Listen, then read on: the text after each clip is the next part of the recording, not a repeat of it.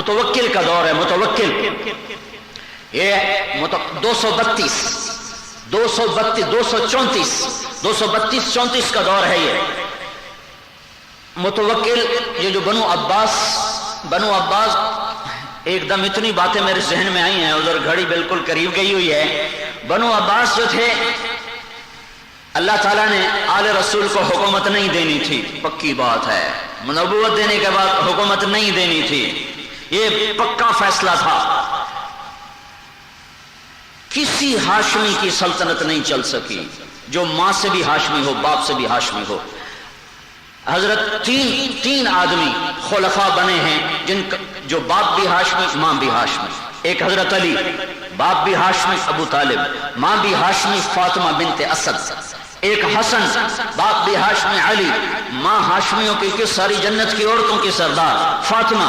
ایک امین بن ہارون الرشید جس کا باپ بھی ہاشمی ہارون, جس کی ماں بھی ہاشمی زبیدہ.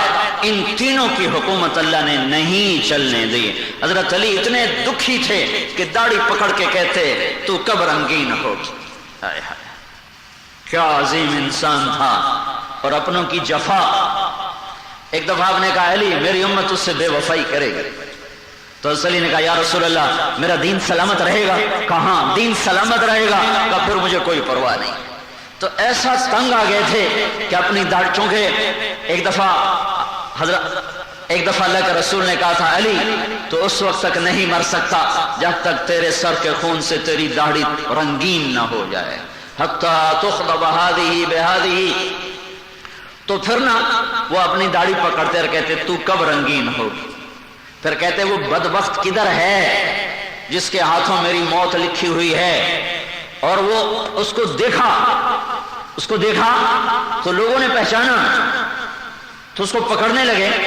تو کہنے لگے اگر تم اسے پکڑو گے تو میں کیسے مروں گا, چھوڑ دو, اللہ کی تقدیر پہ میں راضی ہوں. نہیں چلے. حضرت حسن نے 6 مہینے کے بعد چھوڑ دی. اور امین بنو عباس بنو ہاشم میں 35 حکمران آئے. ان 35 میں سے صرف امین کی ماں ہاشمی ہے, باقی سب کوئی لونڈی کی اولاد ہے, کوئی کسی اور عربی قبیلے کی اولاد ہے, کوئی ایرانی کی اولاد ہے, کوئی ترکی کی اولاد ہے. مامون ایک لونڈی کی اولاد جو بھائی تھا جس نے قتل کروایا, مامون نے امین کو قتل کروایا. 2 سال بھی حکومت نہ چل سکی اور وہ قتل. یہ اللہ کا فیصلہ ہے. آل رسول کو اللہ حکومت نہیں دے گا. نبوت دے دی, نبوت کے ساتھ حکومت جڑتی ہی نہیں, حکومت نہیں دی. یہ رب کائنات کا فیصلہ ہے.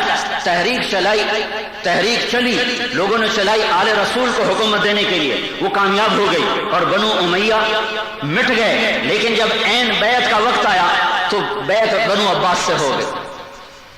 عجب نظام ہے. بنو عباس کل تک ایک تھے, جب حکومت ملی تو یہ خود آل رسول کے دشمن بن گئے. امام موسیٰ کاظم, کتنا بڑا نام ہے موسیٰ کاظم, کہاں انتقال ہوا؟ ہارون کی قید میں. ہارون رشید نے قید کیا ہوا تھا, ان کے قید میں انتقال ہوا.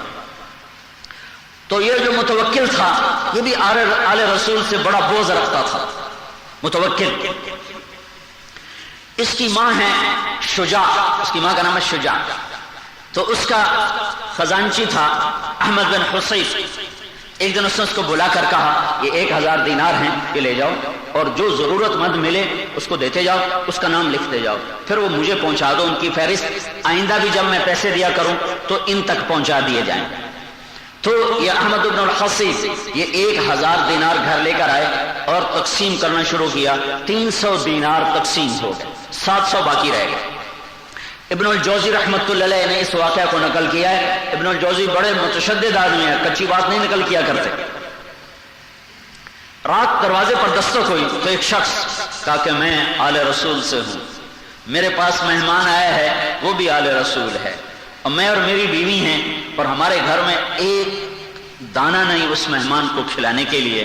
تو میں نے سنا ہے تیرے پاس کوئی مال آیا ہے تو بھئی کچھ ہمیں حصہ دے دو.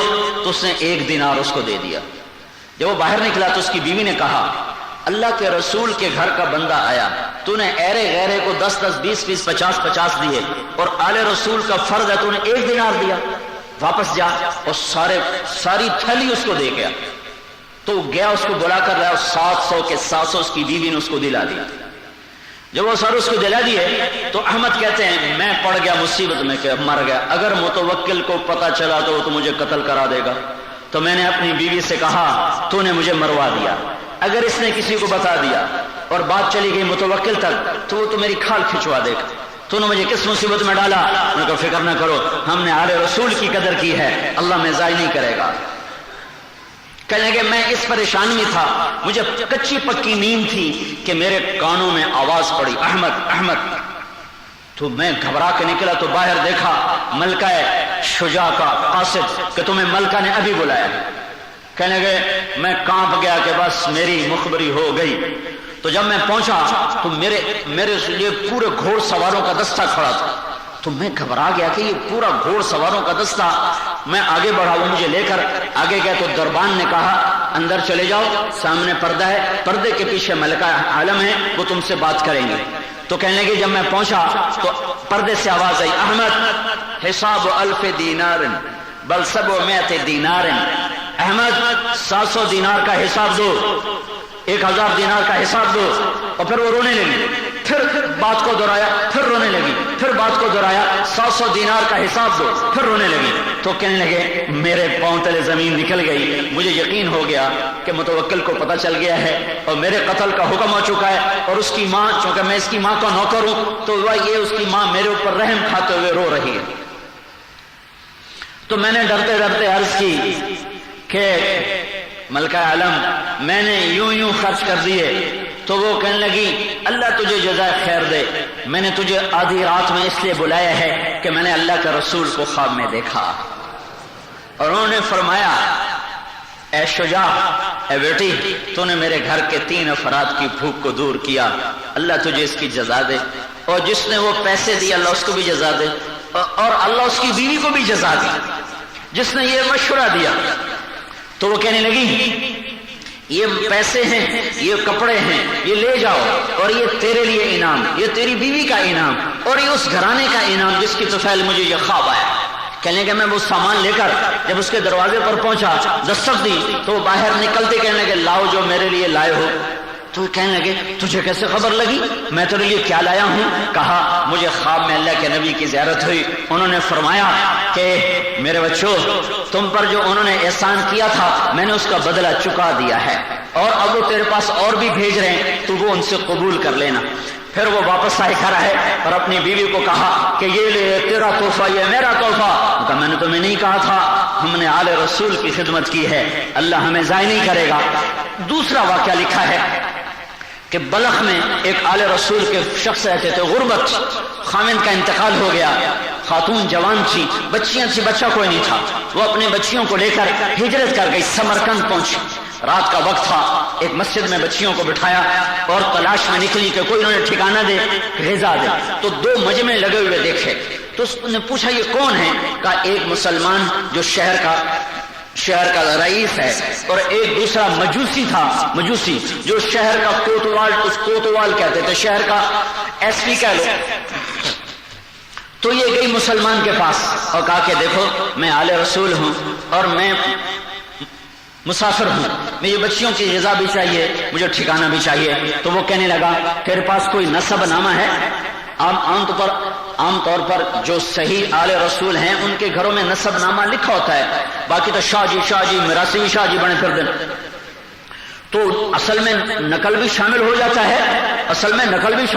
ہے، تو اس نے کہا میں مسافر پردیسی ہوں، میرے پاس تو کوئی ایسی دلیل کوئی نہیں ہے۔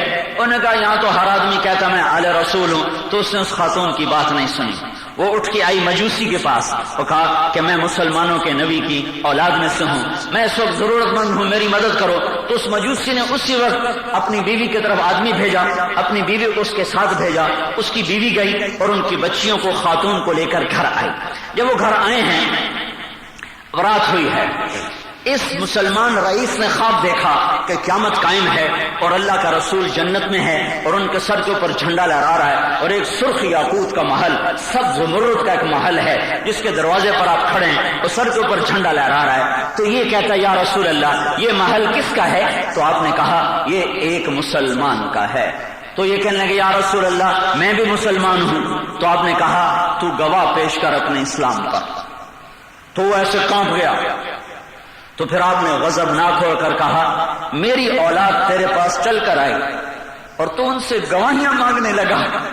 مجھے بھی تیرے اسلام پہ گواہ چاہیے ورنہ مجھے تیرا اسلام قبول نہیں ہے. مزید ایسے ویڈیوز کے لیے ہمارا چینل سبسکرائب کیجیے.